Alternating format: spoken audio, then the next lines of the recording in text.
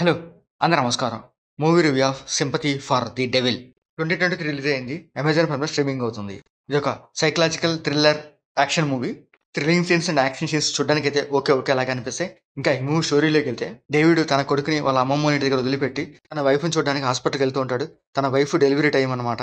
అలా డేవిడ్ తన కార్‌ని పార్కింగ్ చేస్తుండగా ఒక అన్‌నోన్ పర్సన్ వచ్చి కార్‌లోకి ఎక్కుతాడనమాట. తనని గన్ చూపించి బెదిరించి కార్ తీయమని చెప్తాడనమాట. కానీ డేవిడ్ తనకు ఎమర్జెన్సీ ఉంది వెళ్ళాలని చెప్తాడు. ఆ అన్నోన్ పర్సన్ డేవిడ్ పరిస్థితి అర్థం చేసుకోకుండా కార్ తీయమని బలవంత పెడతాడు.